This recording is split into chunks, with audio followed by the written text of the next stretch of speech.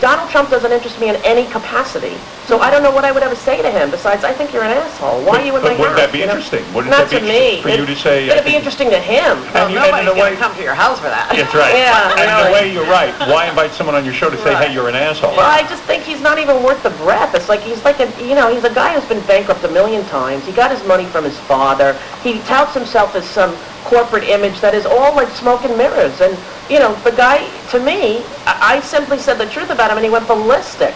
And if there was any kind of feminist majority now, if there was any backbone of now, you would think people would have risen up, women, together and said, do you understand the misogynist nature, what this man is doing on every show to this person? But there was sort of no outcry that was organized from women. But what he did to me, personally, is just an example of how he feels about all women, including his daughters and probably his wives. His daughter just got married, and now she's Jewish. I don't know if you know that. Baruch atah Adonai Eloheinu. Good for her. I hope she has many mazel in her life. That would have been a nice girl for you. Would you have on Amy Fisher? Yes, but not Joey Buttafuoco.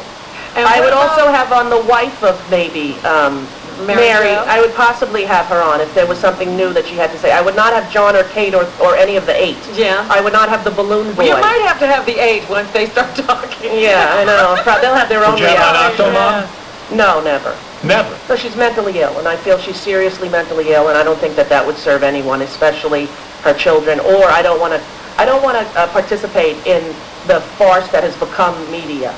Well, it's funny because I was watching on YouTube. There was or one of the websites, I don't know, but someone sent me a link, and it was Octomom. And Octomom is trying to get into her house, and there's a paparazzi kind of guy with the video camera, and he's interviewing her, and she's, no paparazzi, please get away, and then, but still loving the attention. Still standing there, right? And it was like, this is bizarre. Like, I'm interested in Octomom, and I don't want to be, but I am. It's like a train wreck. I don't understand it, but I'm looking at the, the magazines on the stand this weekend, and it was a Octomom, how I lost 130 pounds or something. Okay, now listen, when you She had 8 kids. Right. When you saw Octomom with her mother during the height of it, and her mother is from Poland or Hungary, and I don't know what her story is. She's old enough to either be a survivor or perhaps the child of a survivor of the Holocaust. There's something very serious going on with that mother and that daughter. And that dynamic is fascinating to me. However, go ahead. Because she's so mentally ill and she's been so exploited by the media, I would not go there. There are other people with that same dynamic that would be more interesting to me, and I think less damaging to them. So even if Octomom said to you, Rosie, I need to come on your radio show, you will say no. You will draw a line at certain types of people. However, I would have Mackenzie Phillips in a minute. Of course. And what did you think of that? I felt tremendous compassion for her. I felt that she was vilified and blamed, and what people were saying about her afterwards, was very difficult and a weird kind of thing. But that is the typical reaction to You're correct. abuse. You're correct. And the revelation of abuse. Correct. And when someone is brave enough to come out there and say it and actually put, the words to it and the pain of it, I was proud of her. I was inspired by her courage and bravery and by the fact that she's still alive. Would you have on Roman Polanski? No way. No way. Woody Allen. Not only will I not have Woody Allen on, but I have not seen any of his movies since that thing happened. And Howard, did you know he offered me the lead in one of his movies? And you said no. Even after I did all that shit about him on HBO. No kidding. And I said to the casting person, he said the same casting woman for years, I told my agent, send him the HBO special. And the casting woman called back and said, he's seen it. I said, send him the special again. So they sent it to him again, and then he came back. I got offered the lead role in The Sweet Lowdown opposite Sean Penn. Wow. No kidding. Yes, and I said, you can tell him I tempting. said, fuck, no. It was not tempting for me for one moment. Good, because I feel the same way you do. I happen to know Mia Farrow, and I've written her a note and said, I think what the guy did to you was probably the lowest thing on the planet. Yeah, we've interviewed her. And that's how I got to know her as well. I did this thing on my HBO special. Her son saw it. Not Ronan, who's now the ambassador. Did you hear this? No. The son that she gave birth to with Woody is a child prodigy, brilliant genius. He went to college at 14 years old. Right. He's now 21, and he's just been appointed a diplomat at the UN to help the humanitarian... No kidding. Yes, and he's the youngest appointment ever, and people are saying, well, he's too young to do this, but this kid is literally a certifiable genius. Yeah. Yes. His name was originally Satchel, and then And they they changed changed the it to name. Seamus, and his name is now Ronan. Why is that? Because Woody Allen named him after Satchel Paige. Right. So did Mia change the name because No. of that, or it just was a... I think No, kid name. the kid, Oh, the yes, kid did? yes. Yeah. When that happened, Ronan wanted to change his name, and the mother agreed, but that's how I met Mia as well. Right. And I adore her, and I love her as a human, as a mother, as a parent, and as a woman, and she writes beautifully. Her book, I don't know if you read it, is fantastic. Her book. Are you shocked that some people are defending Roman Polanski? I'm beyond shocked. It's unreal. Shocking, I was right? staggered by it. I mean, the guy raped a child and... A 13-year-old And they girl. can't even say that. They keep saying he had sex Well, with a 13-year-old. right, and it wasn't rape. Right, Hello? right. Yeah, I want to I've get a never heard T-shirt of that rape. says, "What the fuck is rape?" He gave her I never Quaaludes. see The View. I mean, I got to tell you Me something. either, Howard. I don't watch it. Well, I never see it. I'm just not around at that time. I was in a gym running on a treadmill. And you saw the clip of that. No, I actually was watching The View. There was nothing to on. watch. Oh, And Beth said to me, well, The View is on. I said, oh, let me see it. I've never seen it.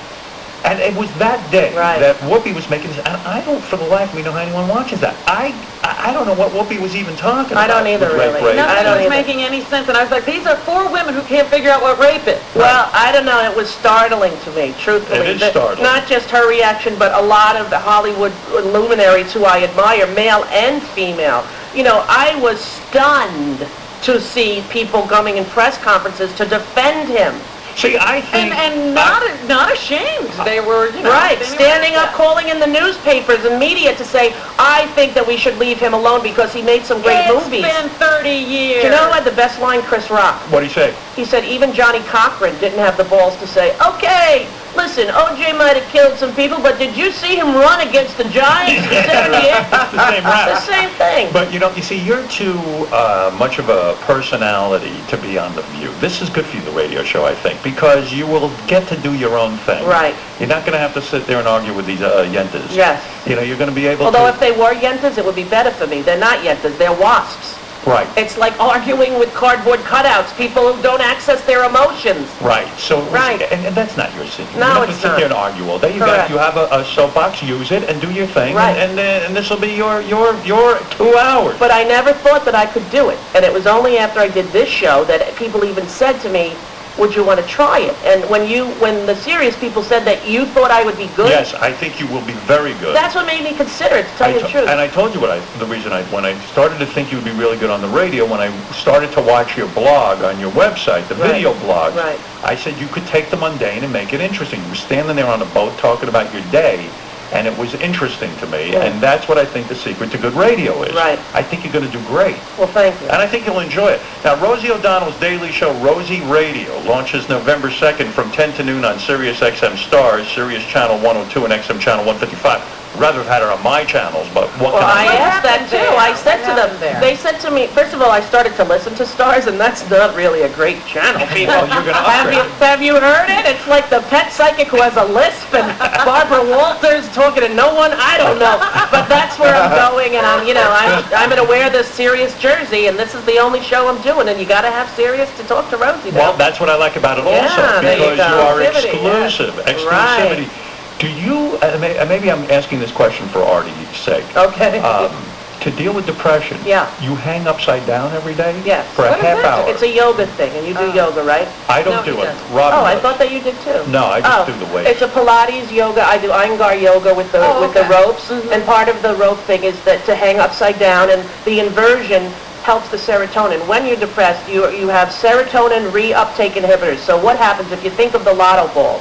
They put the lotto balls in, and what happens for Artie and myself is they're supposed to bounce around there in a while and make you feel good, the serotonin, right? Right. Ours gets sucked up right away back to the top of where they pick the. So our lotto balls don't stay in the thing. So serotonin reuptake, it makes the balls and the lotto balls stay there longer. So does turning upside down.